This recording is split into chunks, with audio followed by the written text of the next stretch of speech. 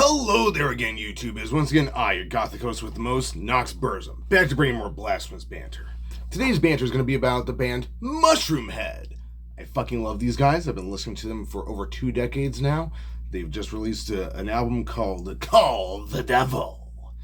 So we're going to go ahead and get into that. I'm going to let you know what I think, and then you're going to let me know down in the comments below what the hell you think about the act. It's only 1 hour out of your life, so go ahead and take that hour on lunch or something. Any hoodles, let's get into this. Mushroomhead, Call the Devil. Released August 9th of 2024. This delicious little offering is 13 songs, 1 hour long exactly. All the songs say that they are now written by Skinny, aka Steve Felton, usually accompanied by either his brother Gravy, aka Dave Felton, or Ryan Farrell, aka Dr. F. I swear to God, these guys used to work harder on these fucking stage names than this. The current lineup is Skinny on drums, no longer on keyboards since he can't stick with the band, more on that later. Dr. F on bass, Roberto Diablo on percussion, Jackie Lapanza on vocals, Steve Rockhorst on vocals, Jenkins on rhythm guitar, Dave Gravy Felton, an OG member of Mushroomhead himself, back on lead guitar, stock X-Striker. I'm sorry, not X-Striker, X-Triker. That's how it's spelled, it's X-Triker. Beck, Scott Beck on vocals. And all he does is growl and scream, and the man should be doing something else because he has no ability to hold his tone when he's doing it. And there's Aiden Kerr, who's on percussion and samples and keyboards now. So, let's get into this actual album, shall we? The album starts off with a playful electric noodling coming out of Gravy's guitar, and then it is not so gracefully torn away, and it enters Gravy's signature 4-chord chugging that gets most people going in a mosh pit. And it stays in that 4-octave safe pocket for the rest of the song. Indeed, for most of the rest of the album. More on that later. Eye to Eye sounds sounds probably second most like the old school Mushroomhead that you'll get from this album. That is and isn't true really, because all the songs kind of sound similar. This is of course broken by the outliers such as UIOP, aka A Final Reprieve. I don't know why it's called UIOP, and I don't know what it stands for. There's Decomposition, which reminded me a little bit of the song Cancer Sore off of XX. And there's Shame in a Basket, which is actually, I think, the most like Mushroomhead's original vision for their sound that you're going to find on this album. In addition to that, there's the playful little single Doom Goose. Yes, I know it's a duck. Fuck you, it's my channel. I can make the sounds. The aforementioned songs are more than just pit chuggers, meant to try and actually say something poetic. These songs were also the ones that I enjoy personally the most.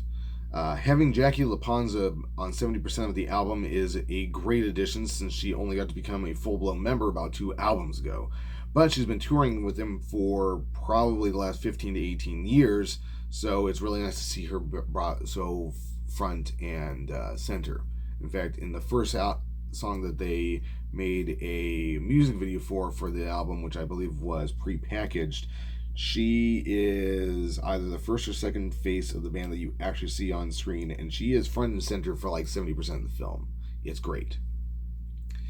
I'm fairly certain that Steve Rockhorst is the main male vocals now, with Steve Beck on screams. And yes, I know the man has a fucking stage name, and usually I use a man's stage name, but his stage name is fucking dumb. The only one dumber so far to come out of Mushroomhead was Church, whose name was literally Thomas Church. That's not a fucking nickname, dude. That just means that people call you by your last name. It's like if people were to call me, Burzum. Any rate, you get the idea. Steve Beck cannot fucking control his tone, however, and he screams or growls, which is unfucking fortunate. He's the direct replacement for J.J. Righteous, and this man's a pale goddamn shadow of the absolute beast that is J.J. Righteous. Jackie's clean vocals are gorgeous, however. No notes. She's doing exactly what the band wants her to do, and you can pretty much tell. Steve Rockhurst is great! He can clean sing, he can scream, he can growl.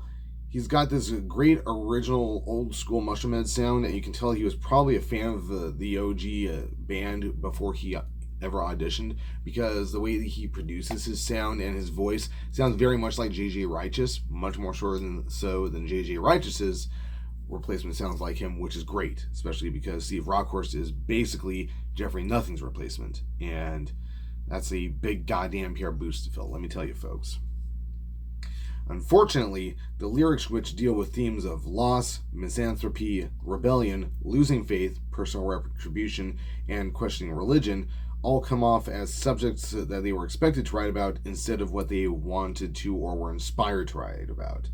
There, for example, is no anthemic "Desolate Highway" on this album. And if any of you know of the band and know of the album XX, then you know exactly what I'm talking about. This, however, is not to say that there aren't good songs within the wrist of the album. Prepackaged, Eye to Eye, Decomposition, Grand Gesture, Shame in a Basket, and Hallel Hallucination. Yeah, Hallel Hallucination. Told you I talked about religion in here. I would keep all of these, but apart from the experimental track Doom Goose, I'd scrap all the rest. So what the hell can I say to sum things up? Well, this isn't a swan song or anything, but this is sure as fuck not what I'd hand in someone to get them interested in Mushroomhead itself. Gone is the experimental fun behind albums like Super Buick and XX. The lyrics aren't as inspired by science fiction and actual poetry as on 13 or Save Your Sorrow. This is on par with Beautiful Stories for Ugly Children, though, but I still prefer Righteous and the Butterfly personally. The only album I haven't really mentioned so far is A Wonderful Life. I've only listened to a handful of times, and I found it to be derivative, I guess is what I could say about it at the end of the day. And by derivative, I mean A Wonderful Life sounds like a Mushroomhead album that you would make after having only listened to Save Your Sorrow and Beautiful Stories for Ugly Children, because it sounds like those two albums got together, had sex, and had a baby, and that baby is A Wonderful Life. I don't really know why it sounds that way, but it does. Call the Devil does not sound that way, though. Call the Devil sounds kind of like generic heavy metal, to be completely honest with you. I guess at the end of the day, I don't feel that Skinny has the same ability to write prose that J.J. Righteous or Jeffrey Nothing did. The band is suffering for it, and only time will tell if this will improve. I gave Mushroomhead's Call the Devil a 5 out of 10. Which I know coming from me is a little surprising, because usually I kiss people's asses a lot, but I don't want to here. So, I said I would get into this a little bit. I know that I also said that this was probably a subject matter for a different video, but it's my channel and we're not at 10 minutes yet. So, here's the long and short of it. Skinny pushed out almost every other member of the band over the course of roughly 15, almost 18 years. Fairly publicly in the alternative metal world, at least.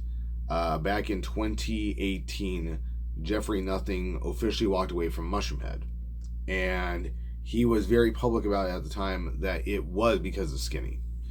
I don't know what Skinny is like in private. I've never met the man. I'm not going to badmouth him, but I am going to tell you that if you go to Mushroomhead's Wikipedia page, you will read a list of names, 14 people long, that have been in and out of Mushroomhead since the year 1995 when they released Super Buick. Now, yes, that's a really long time to be around for a band, but I want you to think about something. 14 people have come and gone from Mushroomhead apart from Skinny. So technically there's been 15 members. Actually, including the new lineup, there has been 14, so 15, 16, 17, 18, 19, 20, 21, 22. There have technically been 22 fucking members of this band. We're approaching Gwar territory here.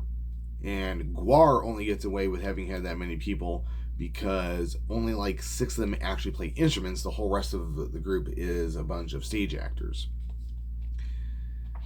Skinny has been rumored multiple times before to have a fairly dictator-like grip on the jugular vein of the band that is Mushroomhead, and I don't really know how I feel about that. He stepped away for almost 2 full years from 2021 through 2023, and was very public about the fact that he was running his own 365-day-a-year haunted house, and that he was not controlling Mushroomhead at that time, but his name was still on everything that Mushroomhead made. And his name is still on all those trademarks, which is, I'm sure, why it is that he gets final say in the band still. I don't really know what to feel about that. I don't really know what to say about that. Jeffrey Nothing has said some things. He has said that he feels as though Skinny has done the band a really great disservice. I think that the only reason why Gravy came back is because Gravy is Steve's brother. I think Gravy left after the album 13 came out, and I think Steve had to beg him to come back, to be honest. I think that Steve is very plausibly a very hard person to work with. He's not like the Beyonce of the heavy metal world or anything, but obviously 14 former members. So, that's how I kind of feel about it. I think that the band is suffering, and I give this a 5 out of 10 because most of the songs, like I said, sound the same. I am Knox Bursum. Like, comment, subscribe, toss a coin to your fucking witch if you're feeling frisky, because fuck knows I need the money. Still have a job, still need cash. Link to my Patreon will be down below. Link to my socials will be down below. Feel free to comment and say hi. Populate my fucking inbox on Facebook if you want to. Until then, peace, love, heavy fucking metal, folks. Never forget to enter the void. What is the void, of course? The void is your mind. The space between your fucking ears where all the magic happens. Never forget to enter the void. Goodbye.